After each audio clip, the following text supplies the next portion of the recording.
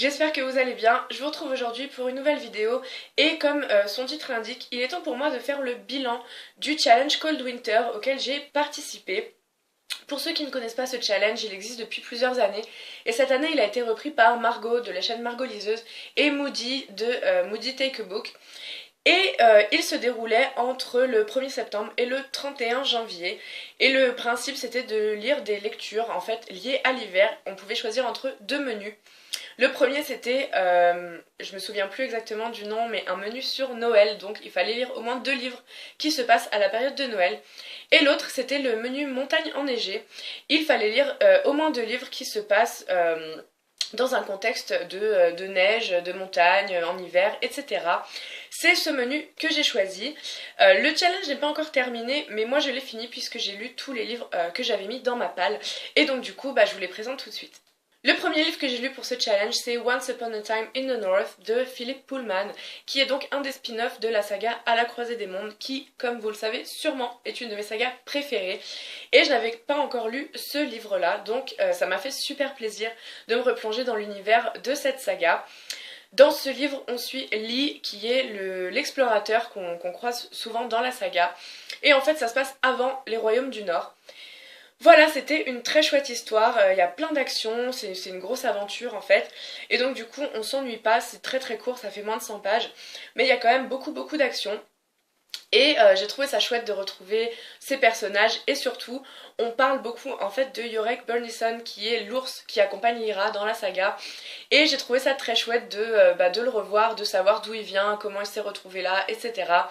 Voilà, c'était une chouette histoire.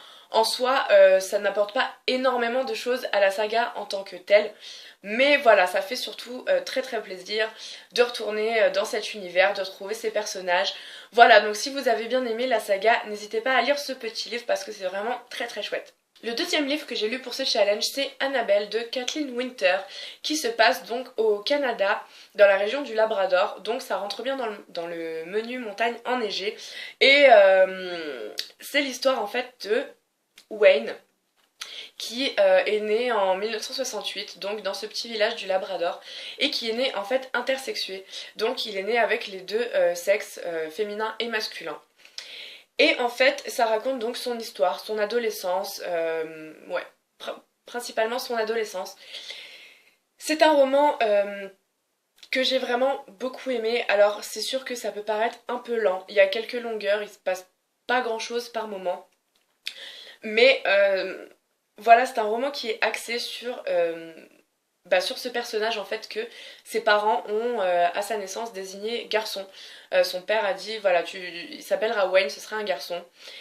Euh, voilà, on assiste à voilà, encore une fois à son développement d'adolescent. Évidemment, il se pose des questions sur son identité, etc. On parle aussi beaucoup de sa mère.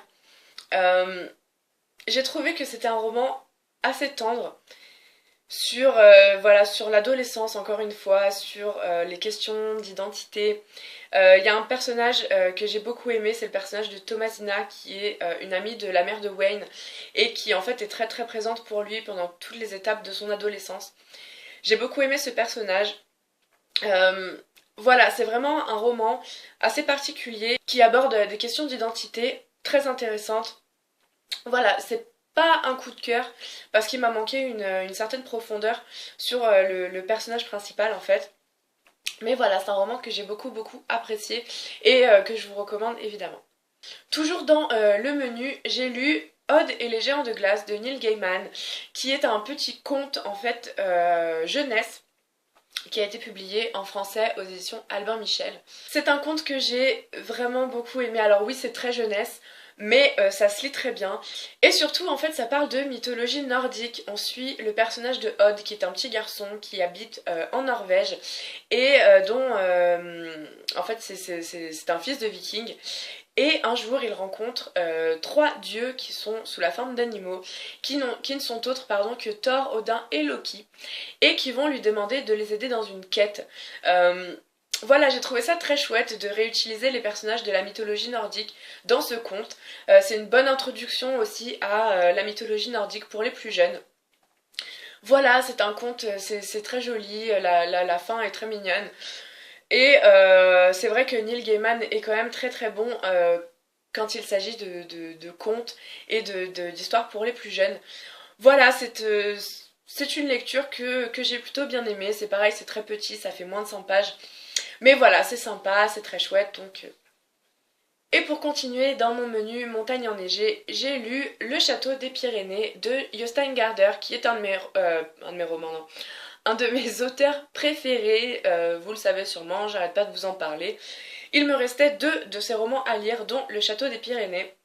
Alors contrairement à son titre, ça se passe pas du tout dans les Pyrénées, ça se passe en Norvège, mais le titre se rapporte au célèbre tableau de Magritte et ça parle en fait d'un couple, Stein et Solrun, qui se sont séparés et qui se retrouvent mystérieusement 30 ans plus tard au milieu des montagnes. Et suite à ça, ils échangent de très longs mails pour en discuter, pour revenir sur leur relation d'il y a 30 ans, etc. Et comme toujours avec Jostein Gaarder, c'est en fait un roman philosophique. Et dans celui-là, il aborde la question de la religion versus la rationalité. J'ai trouvé ça très intéressant. Chacun des personnages a son opinion. Donc Solrun est très croyante, elle a beaucoup la foi, alors que Stein est plutôt scientifique, rationnel, terre à terre. Et du coup, ils opposent leurs deux points de vue par rapport à la vie, par rapport à cette rencontre inattendue qu'ils ont faite. Et voilà, en même temps, ils reviennent sur leur relation, sur quelque chose qui s'est passé, sur la raison pour laquelle ils se sont séparés, et ils analysent tout ça, chacun de leur point de vue. Voilà, encore une fois, comme à chaque fois avec Jostein Gaarder, c'est très très intéressant. Ça utilise des concepts philosophiques de façon vulgarisée, et du coup, ça passe très bien. C'est super, c'est une lecture super fluide, et en même temps, ça utilise des concepts, pardon, très très très intéressants.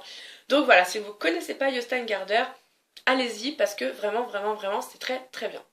Et enfin, dernier livre de ma palle spéciale Cold Winter Challenge qui n'a pas de rapport en fait avec l'hiver. C'était juste un livre que j'avais envie de relire dans la période hivernale. Vous allez comprendre pourquoi. Il s'agit de Mathilda de Roald Dahl, qui était un de mes romans d'enfance, comme beaucoup d'entre vous, je pense.